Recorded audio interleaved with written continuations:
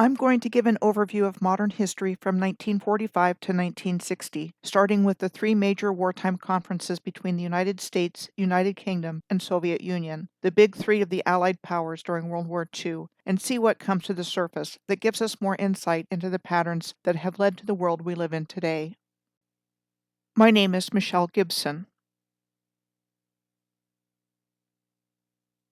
The first of the big three wartime conferences, the Tehran Conference, was actually held in November of 1943, in which the Allies committed to open a second front against Nazi Germany, and 2 years after the Anglo-Soviet invasion of Iran in August of 1941.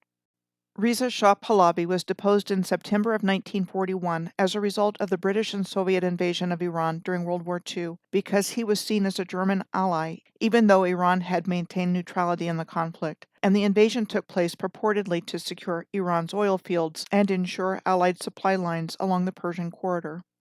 He was replaced as Shah by his young son at the time, Mohammad Reza Pahlavi, the last Shah or Emperor of Iran.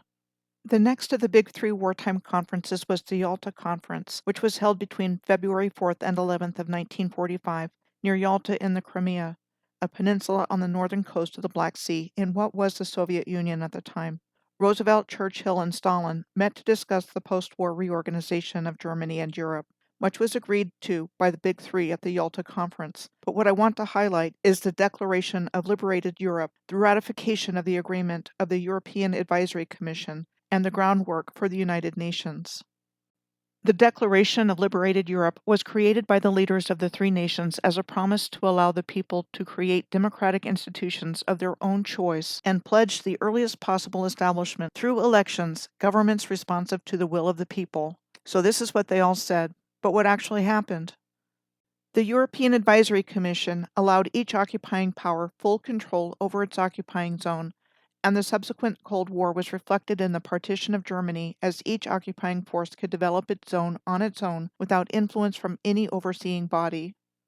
With regards to the formal establishment of the United Nations in San Francisco in June of 1945, all the parties at the Yalta Conference agreed to an American plan concerning voting procedures in the Security Council, which had expanded to 5 permanent members, which were, with the inclusion of France, China, the Soviet Union, the United Kingdom, and the United States. It was only 6 months after the Japanese surrender that Winston Churchill proclaimed that an Iron Curtain had descended across Central Europe. On the east side of the curtain were the countries connected to or influenced by the Soviet Union, while on the west side were the countries that were NATO members or nominally neutral. The third Big Three wartime conference was held in Potsdam, Germany, between July 17th and August 2nd in 1945. They gathered to decide how to administer Germany after its unconditional surrender 9 weeks earlier on May 8th of 1945. Franklin Roosevelt's death occurred on April 12th of 1945, and his vice president, Harry S. Truman, succeeded him and represented the United States as president at the Potsdam Conference. And on July 28th, the new Prime Minister, Clement Attlee, replaced Winston Churchill as the representative for Great Britain at the Potsdam Conference. A number of changes had occurred since the Yalta Conference that greatly affected Big Three relations in Potsdam. By the time of the Potsdam Conference, the Soviet Union occupied Central and Eastern Europe, with the Red Army effectively controlling Poland, Hungary, Bulgaria, and Romania, claiming this region was a legitimate sphere of Soviet influence, as well as a defensive measure against future attacks. Outcomes of the Potsdam Conference included, but was not limited to, the division of Germany and Austria into 4 occupation zones, with their capitals of Berlin and Vienna divided into 4 zones as well, the prevention of Nazi activity and preparation for the reconstruction of Germany into a democratic state, the decision to put Nazi war criminals on trial, war reparations to Allied countries, and the dismantling of Germany's war industry. It is important to note that during the same time period as the Potsdam Conference, the United States successfully tested the first atomic bomb on July 16th at Trinity Site near Alamogordo, New Mexico. The Potsdam Declaration was issued on July 26th, an ultimatum calling for the surrender of all Japanese forces, or Japan would face prompt and utter destruction. By August 5th of 1945, we are told the first atomic bomb was dropped on Hiroshima, destroying the city and killing over 70,000 people. And we are told the second atomic bomb was dropped on the shipbuilding center of Nagasaki on August 9th, several days later, killing around the same number of people as Hiroshima. Japan formally surrendered on August 15th of 1945 with the formal treaty signed on board the USS Missouri in Tokyo Bay on September 2nd of 1945. The Potsdam Declaration was intended by the Big Three to be the legal basis for administering Japan after the war, and after Supreme Commander of the Allied forces in Japan, General Douglas MacArthur, landed there in September, it served as the legal basis of the occupation's reforms. While the Emperor Hirohito was allowed to remain on the imperial throne, the Japanese constitution was completely overhauled, and the emperor's powers became strictly limited by law, and a parliamentary democracy was installed as a new form of government. Also, after the August 5th surrender of Japan in 1945, the Korean peninsula was divided at the 38th parallel into two zones of occupation, with the Soviets administering the northern half and Americans the southern half. In 1948, as a result of Cold War tensions, the occupation zones became two sovereign states, Socialist North Korea and Capitalist South Korea. The governments of the two new Korean states both claimed to be the only legitimate Korean government, and neither accepted the border as permanent. The beginnings of the Cold War are firmly rooted in the events of 1945, lasting from the formulation of the Truman Doctrine in 1947 until the dissolution of the Soviet Union in 1991. It was called Cold because there was no direct fighting between the United States and the Soviet Union, but engaged instead in proxy wars by supporting different sides of major regional conflicts. Truman was much more suspicious of the Soviets than Roosevelt had been, and saw Soviet actions in Central and Eastern Europe as aggressive expansionism. President Truman announced the Truman Doctrine to Congress on March 12 of 1947, where he asked for money to contain the communist uprisings in Greece and Turkey. It was an American foreign policy which had the stated purpose of containing Soviet geopolitical expansion and generally considered the start of the Cold War. It led to the formation of NATO in 1949, a military alliance between Western nations that still exists today. The Warsaw Pact was signed in 1955 as a counterbalance to NATO between the Soviet Union and 7 other Eastern Bloc social republics of Central and Eastern Europe, and created in reaction to the integration of West Germany into NATO. Aside from nuclear arsenal development under the doctrine of mutually assured destruction, said to have been intended to discourage a preemptive attack by either side, and conventional military deployment, the struggle for dominance between the United States and the Soviet Union was expressed by psychological warfare, propaganda campaigns, espionage, rivalry at sporting events, and the space race. The Berlin blockade, which took place between June 24th of 1948 and May 12th of 1949, was one of the first major international crises of the Cold War. The Soviet Union blocked the Western Allies' power, railway, road, and canal access to the sectors in Berlin under Western control during the multinational occupation of Berlin. In response, the Western Allies organized the Berlin Airlift, which lasted from June 26 of 1948 to September 30th of 1949, to carry supplies to the people of West Berlin, flying over 200,000 sorties in 1 year to provide the people of West Berlin with food and fuel. Let's see what's going on in other parts of the world in the mid-1940s. In China, the Chinese Civil War was fought off and on between the Nationalist Republic of China and the Chinese Communist Party from 1927 to 1949. Hostilities were being put on hold between 1937 and 1945, when the two factions united in the face of the Japanese invasion of China and the establishment of its puppet state, Manchukuo. Generally referred to as the Chinese Communist Revolution, the Communists gained control of mainland China in 1949, forcing the leadership of the Nationalist Republic of China to retreat to the island of Taiwan. The partition of India in 1947 divided British India into the Hindu-majority Union of India and the Muslim-majority Dominion of Pakistan, and displaced 10 to 12 million people in forced mass migrations to the newly constituted dominions, and created overwhelming refugee crises, as well as large-scale violence, thereby establishing the conditions for suspicion and hostility between these two countries that has existed into the present day. This movement of people started after India's official Independence Day from Great Britain on August 15th of 1947. So much for the nonviolent independence movement Mohandas Gandhi had led for 25 years prior, and Gandhi himself was assassinated on January 30th of 1948. Now, with regards to the creation of the State of Israel, Great Britain had been granted a colonial mandate for Palestine and Transjordan by the League of Nations on April 25th of 1920, which lasted until the formation of Israel in May of 1948. A League of Nations mandate was a legal status for certain territories transferred from the control of one country to another after World War I, in this case territories that were conceded by the Ottoman Empire following the end of World War I in 1918. Despite growing conflict between Palestinian Arabs and Palestinian Jews, Truman ultimately decided to recognize Israel. David Ben-Gurion proclaimed the establishment of the modern state of Israel on May 14th of 1948, and President Truman recognized the new nation on the same day. Also on the same day, the new state of Israel was proclaimed and the British army withdrawn. Gunfire broke out between Jews and Arabs, and Egypt had launched an air assault by the evening. The Korean War started in 1950 when North Korea invaded South Korea on June 25th. Following clashes along the border and insurrections in the South, North Korea was supported by China and the Soviet Union, and South Korea by the United Nations, principally from the United States.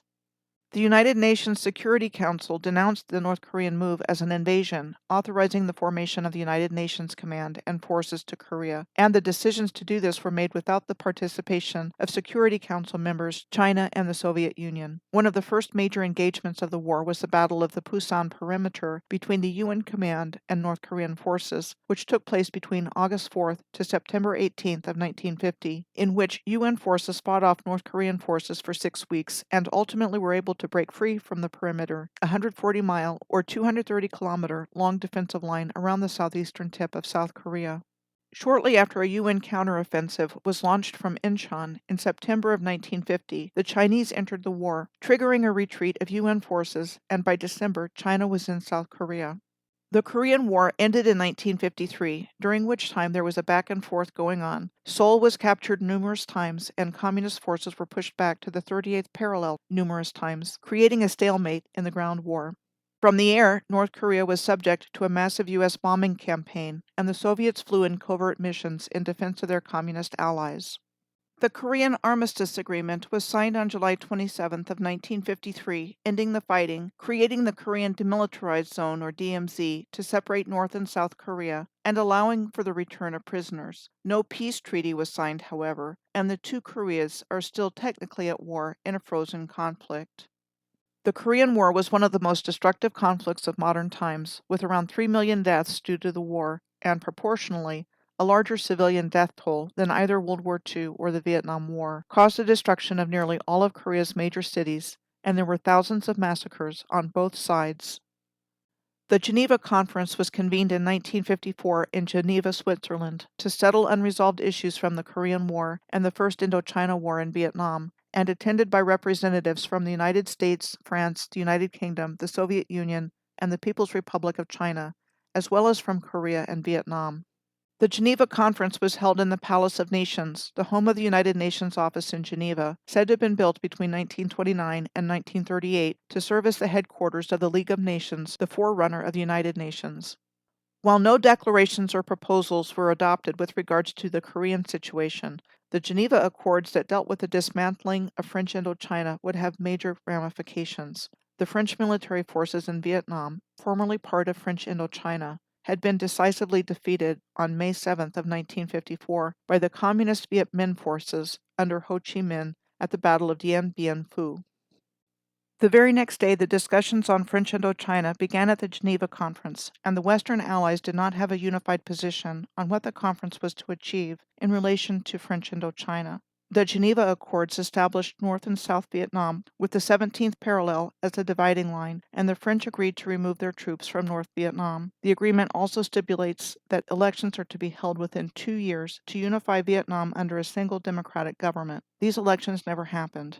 The non-communist puppet government set up by the French in South Vietnam refused to sign. The United States also refused to sign on, with the belief that national elections would result in an overwhelming victory for the communist Ho Chi Minh, who had so decisively defeated the French colonialists. Within a year, the United States helped establish a new anti-communist government in South Vietnam and began giving it financial and military assistance. A mass migration took place after Vietnam was divided. Estimates of upwards of 3 million people left communist North Vietnam for South Vietnam, going into refugee status in their own country, and many were assisted by the United States Navy during Operation Passage to Freedom. An estimated 52,000 people moved from South to North Vietnam, mostly Viet Minh members and their families.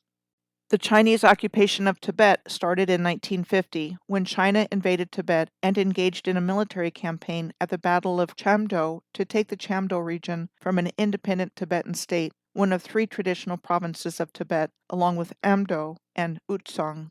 As a result, Chamdo was captured by the Chinese, and Tibet was eventually annexed when the State Council of the People's Republic of China dissolved Tibet on March 28 of 1959, and it became known as the Tibetan Autonomous Region of China in 1965. Since that time, over 1 million Tibetans have been killed, and monks, nuns, and laypeople who protest ending up as political prisoners who are tortured and held in substandard conditions. China has a policy of resettlement of Chinese citizens to Tibet. Chinese is the official language, and Tibetans have become a minority in their own country. Tibet's spiritual and temporal leader, the 14th Dalai Lama, Tenzin Gyatso, and other Tibetan refugees escaped to Dharamsala in India during the 1959 Tibetan uprising, where he established the Central Tibetan Administration, the Tibetan government in exile, which is not recognized by China. Joseph Stalin passed away in 1953.